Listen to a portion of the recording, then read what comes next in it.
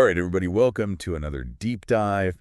And today we are going back in time a bit. Back in time. Yeah, we're going to be looking at something from the July 1993 edition of Today in the Word.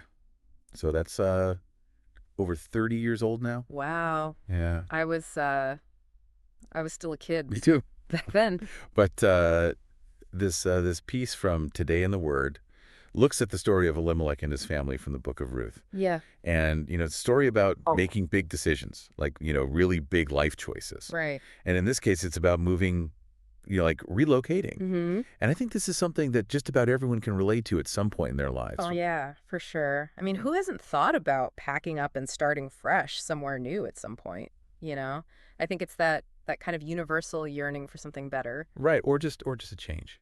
Yeah, absolutely. Sometimes it's just that urge for a change. Sometimes you just got to shake things up a bit. And this story really gets at, like when is the right time to stay put? And when is it right to make that leap of faith? And how do we even make those decisions well? That's the big question, isn't it? There's no magic formula, unfortunately. No. And, the source material starts off with this really interesting story about the filmmaker Robert Flaherty. Oh, yeah. Have you heard of him? Yeah. He lost all of his film footage in a fire, like his entire film. Can you imagine, like all that work just gone? It's devastating to even think about, right? Yeah, it's a huge setback. A major creative setback. And it just makes you realize how quickly things can go wrong, even when you've planned everything out.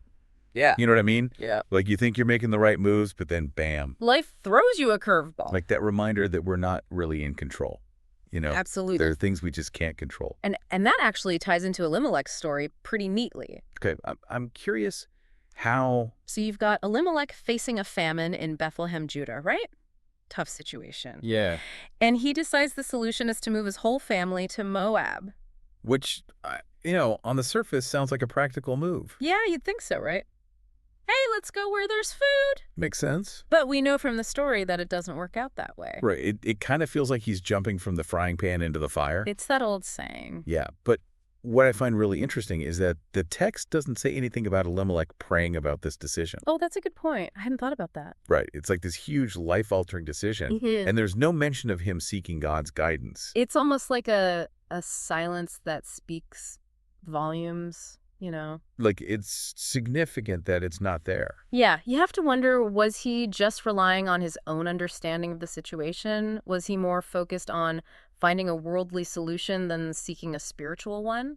You're getting at that first key takeaway, right? Like, the importance of seeking God's will before we make any major life change. That's it, exactly. And prayer is crucial. It is. Especially when you're talking about something as disruptive as relocation. Yeah. And it's not just about asking for a smooth move. It's about making sure our desires line up with God's plan for our lives. Which makes the choice of Moab all the more strange. Right. Like Elimelech left Bethlehem. Literally, the name means house of bread. The house of bread. Yeah. And he went to a land that had a reputation, biblically speaking, of being an enemy territory. Wow. And some translations even call Moab an accursed stronghold. Yeah, it's not exactly a welcoming image. Makes you think twice, right? It really does. Like, it's almost ironic, this idea that the grass is always greener on the other side. It is. Relocation doesn't automatically solve problems. Nope. And for Elimelech, it led to tragedy. He lost his sons, and then he died too. It's a sobering thought. Yeah, it's like a reminder that even when we think we're doing the right thing, even with good intentions, things can go wrong. You can be unforeseen consequences. We might think we're escaping hardship, but we might just be walking into a different kind of trouble. Absolutely. Like, imagine someone today moving from one city with a tough economy to another one that's also struggling.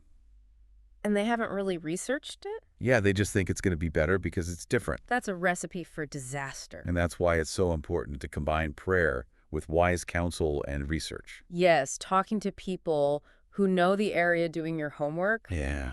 Don't just go on a gut feeling. Or a romanticized idea of what it'll be like. Right. It's about having a holistic approach to making these big decisions. Exactly. That's what the source emphasized, combining prayer, counsel, and research. And ultimately being sensitive to the leading of the Spirit of God.